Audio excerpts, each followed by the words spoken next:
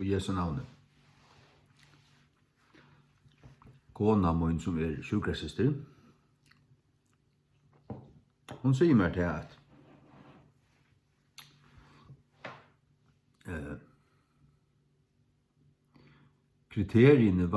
vanlige kriteriene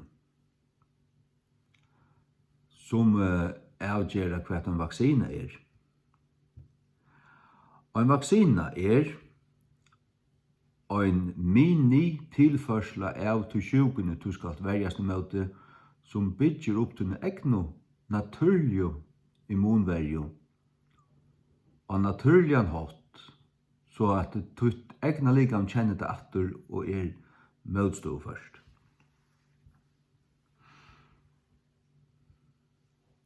Vanliga vacciner, jeg skal ikke vimela nekrar vacciner, et hånden støller ikke på neka. Jeg skal ikke underlakna hånd utan til deg kommen. Jeg skal halda meg så lengt fra Paul Veie som jeg overhøver kan. Jeg skal skudja han som sjåvan investa. Herifra.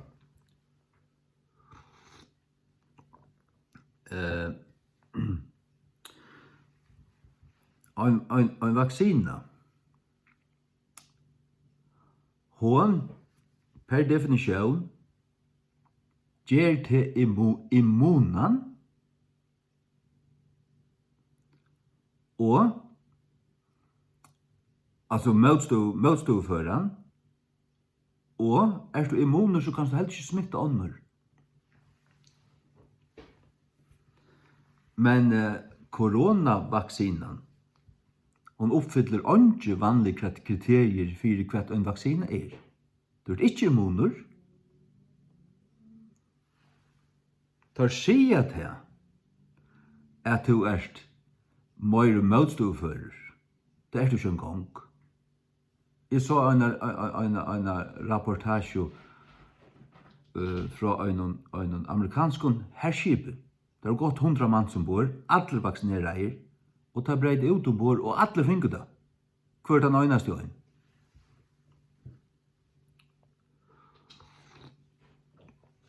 Og det var du ikke helter. Du var ikke.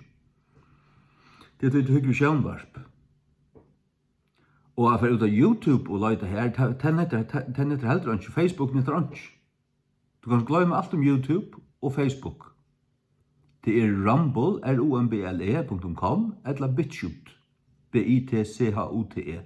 Her ligger de forbodne videoene. Hoksa der til.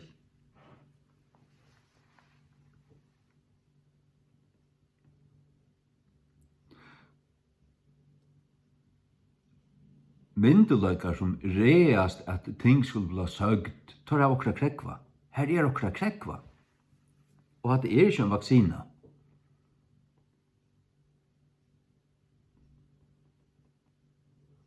Først nu å få det 3 sprøytene.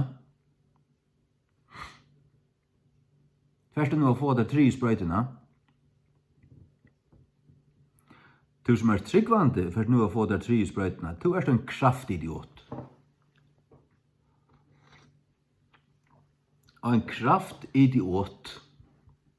For å si at han barst ut.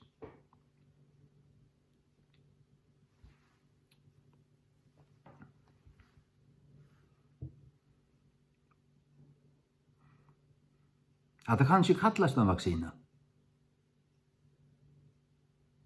Ongen immuner, og selv de som vaksineret, de ber at uisar og kunne brøya til andre. Vi hørte i Østen Gjørskvaldi at korona virus, eller bacilla virus, det er veldig kjent enn kvarans år. Det er et virus vi ønner kroner rundan om. Du kan som pojkar. Og en vanlig krymvirus, bacilla, hever det.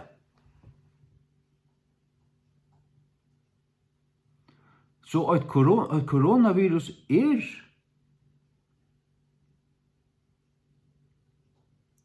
Altså, krim også en koronavirus. Forkølelse koronavirus.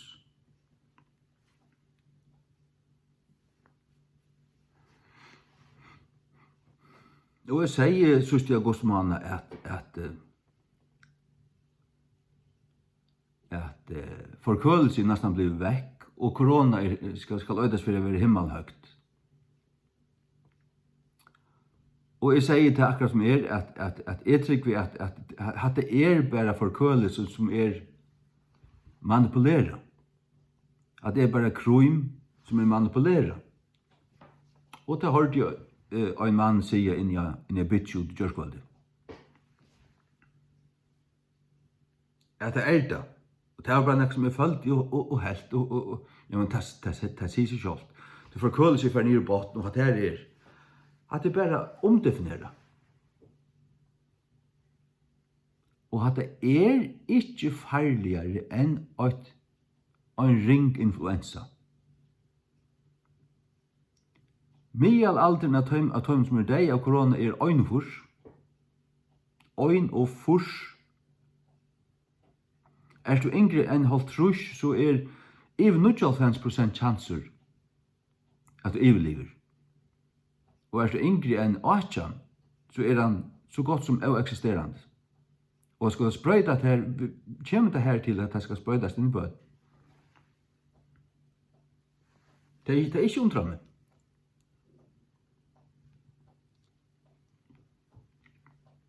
Det er ikke undrande.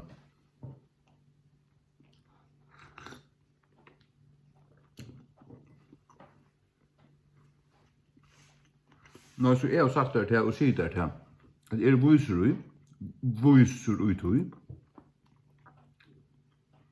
at det som nå går fram til en folketalsvatching.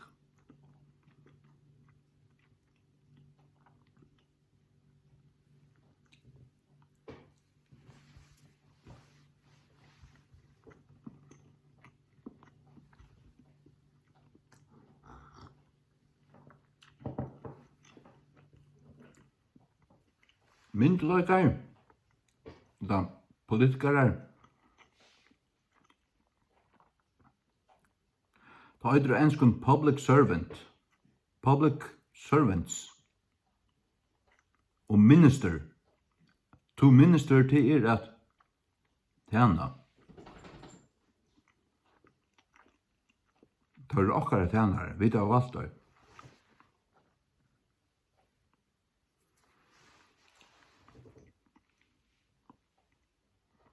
Hvor egentlig herre? God herre. Hvor i min kropp? Og jeg velger at undergjøre meg god, og undergjøre meg ikke tyranni.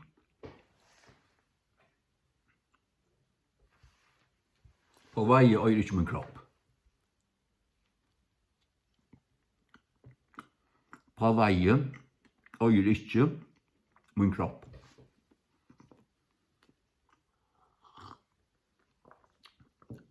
Og jeg gjør han til Guds. Ikke så på vei.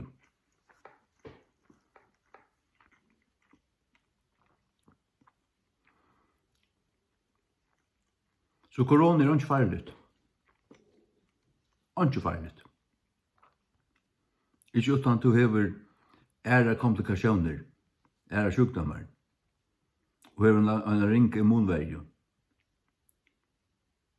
Så det farlig. Annars så kommer det fyrir. Det bare et ringt krum, det bare krum ganga 2. Det er krum som manipuleret. Jeg snakket om 1. august at jeg mist luktsansen. Han kom natter. Jeg finner ikke mine fotler helt så atter.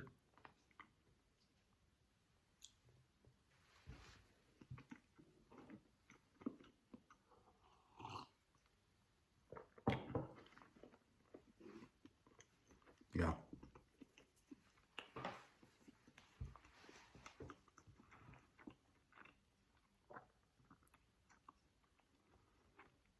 Nei, så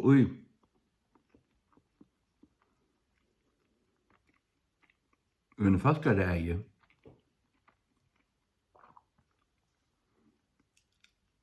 her lever folki og vi velja tei yvir okkum at seta til a loya til onkur skal gera det men det øya okkum ikkje og at mandat ikkje en lov minst til det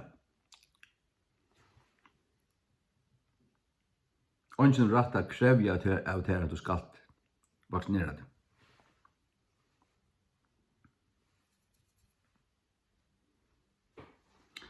Så tar kriminellir der. Tar halda seg vera morgen der og tar færre ut om marsk. Tar lovbrotare. Alle politikere og alle heimene er kriminellir. Jeg vil faktisk si at kriminellir lost endar.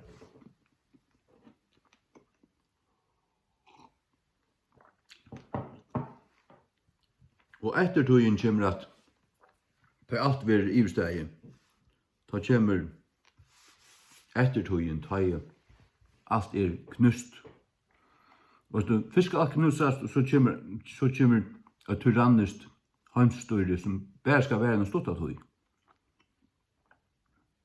Det er jo sånne fotlo gildige tog bare i tjei og her, men det er jo ganske sånne tilgångt. Men så skal Kristus kom atter. Og så vil frigjøre gjør. Og det er mjuk og tenk om at arva gjørene.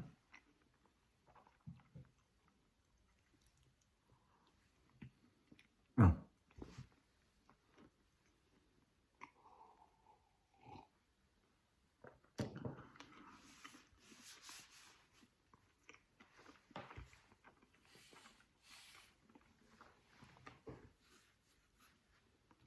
Og her var onka vaksiner. Og en maver skriver jeg til meg bare stortlegga. Han ville vise av hvordan folk var indoktrinera. Han skriver jeg til meg, vi skriver at vi framtekker det, så skriver jeg på vei fylgje der. Han er ikke tryggvandet som maveren, men han ville gjøre spøy på sjursen her, at folk sett så dårlig av landslagnan og alt det. I stedet for den gamle føringen sier Jesus fylgje der. Hvordan vi tar som er tryggvande? Hva skal jeg rett om sies du til? Skal jeg si på vei fylgje der, eller skal jeg si Jesus fylgje der?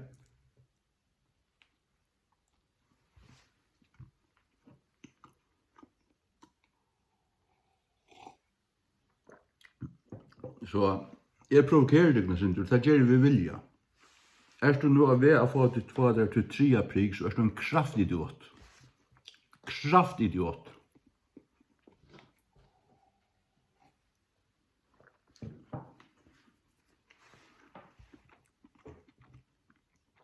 Og langt fremme kommer til en halsa av vera jeg vilja ring, og til immunverja kommer å være i botne, og du kommer ikke tåle nekka som helst. Og sinter framme kommer det at dødja som floer hverje. Det er vaksinera av. Og ta i det hender, så kommer myndlagene og sier, det tror jeg vi tar ikke fotland immunitet, det er som bærer av sånn, de skulle, og så fører de, vi aller helst vi politister med hermånen og alt. Byrsun og alt, knusa alt, trakka det nyer og brauta inn og sånt. Pura svagt.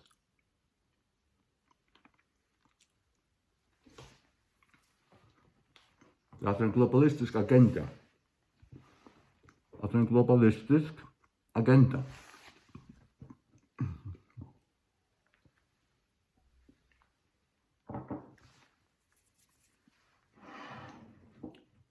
Det er ikke gau høyt å være undergiven tyranni. Det er butt høyt, og til å styrke ønskap. Tid som undergiver det kun åkt først, Det styrsta det. Det gjør det løyve. Det hever ikke løyve. Det er ikke rett. Den som egentlig hever myndløygan, det er falskje. Falskje. Vi øll kollektivt. Det som vi vilja, det som vi sier, det som vi velja, det er det som er. Hvis vi øll i høymen stå og møtes nær, da finner jeg at de slett ikke i. Så var det måttleser.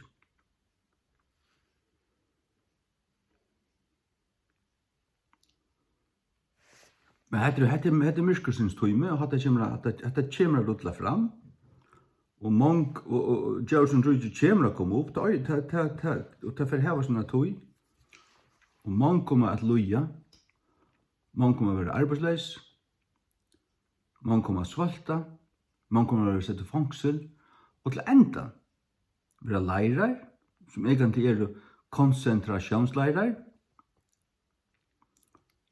vi alle møvelen, og inni av som kamerer her er giljatiner.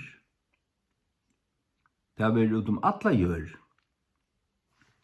Og det som er tvør og avmedgjørlig og alt det der, det er avløyva. Hvordan? Vi halshudging.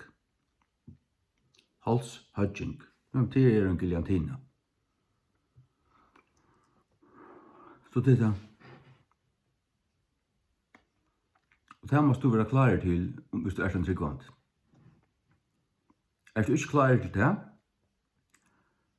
men hever på vei tja der, så blir det vend om. Vend om.